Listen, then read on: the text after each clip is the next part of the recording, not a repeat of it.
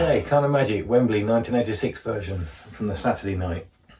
So the solo, it starts off with the minor section. So the actual solo starts here with the 17th fret of the high E string. And we're bending that up a full tone. So we'll be going.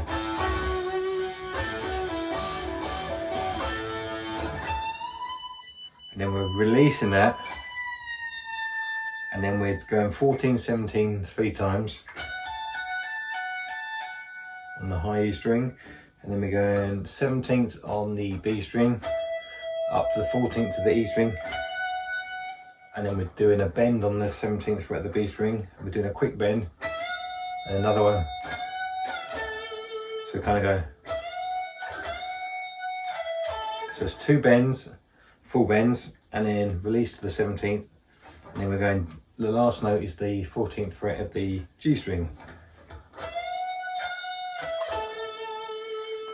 And then we're doing a slow bend from the 16th fret of the G string. And you'll feel that with the music, that sort of climbs up slowly to pitch in time.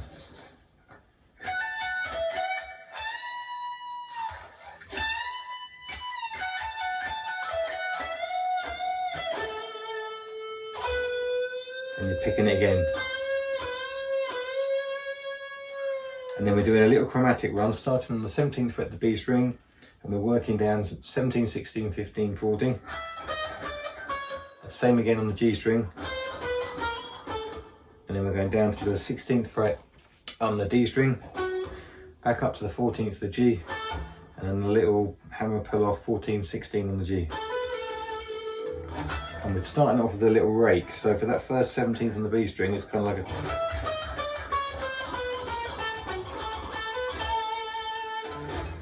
And then we've got the beginning of the fast section. So first thing we play, we're up at the 17th fret of the high E string and use the 14th fret of the high E string down to the 17th of the B string. So the first thing we do after that chromatic run,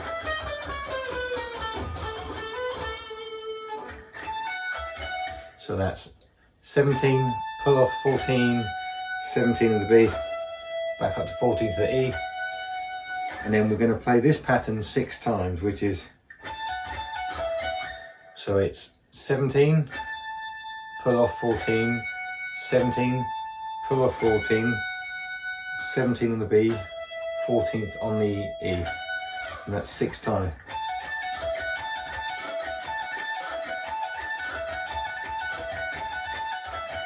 And then after that, we have this, which goes, that's 17, 14 on the E, 17 on the B, back up to 14th to the E, 17 B, 14 B, 17 G, 14 on the B. And then what we're doing, we go in, so that's 17 on the B, 14th of the B, down to the 17th of the G, up to the 14th of the B, does that twice. The last time it does a double on the 17th, 14th of the B. So that whole bit there is, and then we go to the 15th of the B string, down to the 14th of the B string, down to the 16th of the G string, with a double on the first, so we go, and again. Third one is the 17th of the G string, and then we go, instead of the double hammer pull off at the beginning, we go just a single one, and then we go back to the double, and again, and we go back to the single one twice, and then we start this little chromatic run, which is starts on the 14th of the B string, 15th, 16, 17, 14th of the E, 15th of the E, 16th of the E, and when we hit the 17th of the E, we bend up a full tone and release.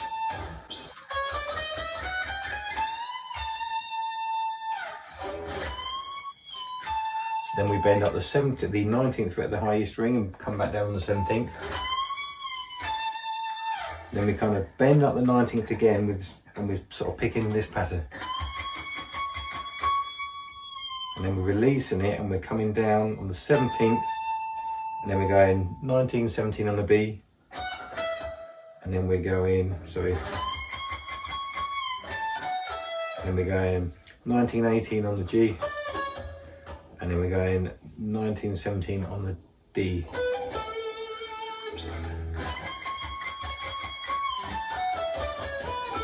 And then he kind of releases it here and he makes this kind of, it's like a nothingy noise. It's like and he dips the tremolo bar. So he's almost just letting that, after he's done that run, and he's pulling off that D string to nothing. And he's catching a couple of things in. And he's just dipping that noise down with the trem. And that's that section. So then we're up to 16th fret of the G string, which is a double little bluesy bend down to the 14th, and then we're down to the 16th of the D string, back up to the 14th of the G string, and then we're hitting the 17th of the D string and we're kind of muting it. So we go, and then we're doing this little pattern here which is based around, which is really staccato and muted. And what we're doing, we've got the 16th of the 14th of the G string down to the 16th of the D string, back up to the 14th of the G, and then we're substituting that with the 17th of the G string and 14th of the G down to the 16th of the D and back up to the 14th of the G. So it's kind of, so we're pulling our 17 off to 14, 16 off to 14, 16 on the D up to 14.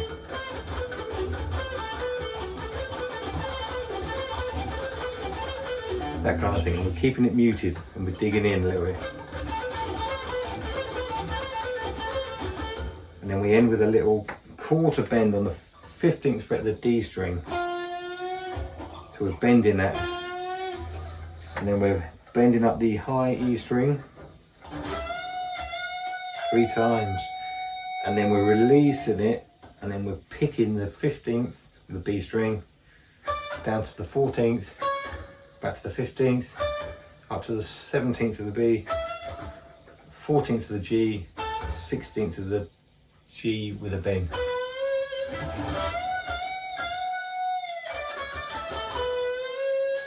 And then we're kind of doing a double stop bend over the A chord. So we're bend, as that's holding R, we're then adding the 15th fret, sorry, beg your pardon, the 17th fret of the B string with that bent 16th fret, and we're doing that, releasing to A. So you got that.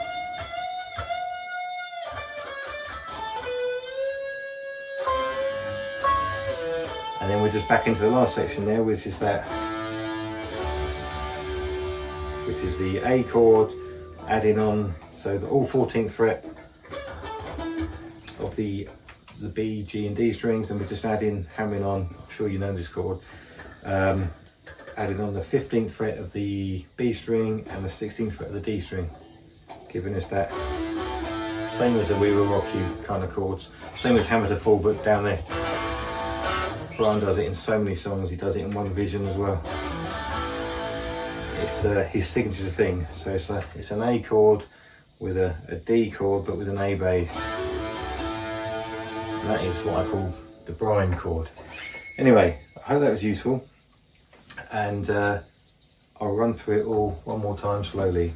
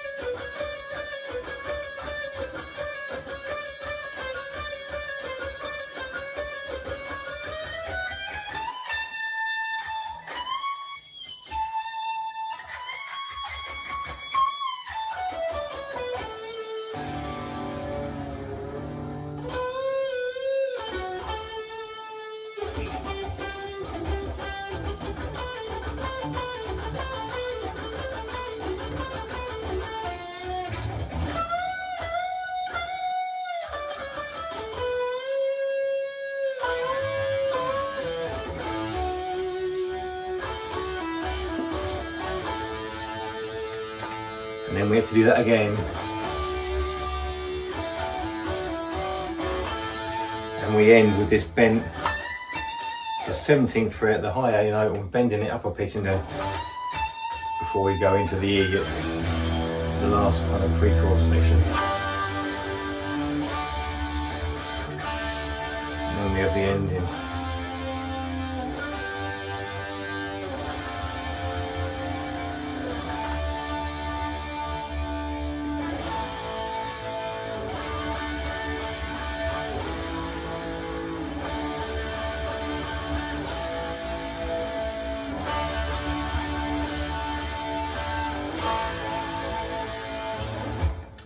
And that's about it.